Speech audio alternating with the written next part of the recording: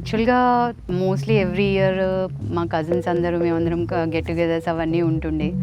And we have a old guest house ఇక్కడ ఉంది. దాంట్లో అంటే సరిపోనట్టు అలా ఉండేవాళ్ళము.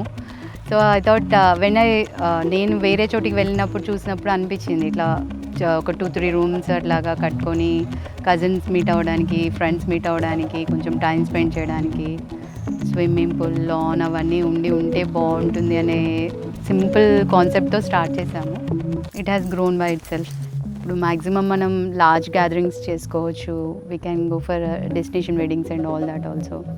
లిటరల్‌గా చెప్పాలంటే ఒక విలేజ్ ఎన్వైర్న్మెంట్‌లో మనకు అందరూ ఫ్యామిలీ మెంబర్స్ అందరూ కలిసి అటు అబ్బాయి వాళ్ళ సైడు, అటు అమ్మాయి వాళ్ళ సైడు మొత్తం క్లోజ్ టుగెదర్ అందరూ ఉండి ఇంతకుముందు ఊర్లలో ఎలా చేసుకునేవాళ్ళో అలా చేసుకుంటే బాగుంటుందనే కాన్సెప్ట్‌తో ఈ ఎకో విలేజ్ స్టార్ట్ చేయడం అయింది. So it's mostly for this village అట్మాస్ఫియర్లో మ్యారేజ్ చేసుకుంటే ఎలా ఉంటుంది ఆ సీన్ క్రియేట్ చేయడానికి చేసింది.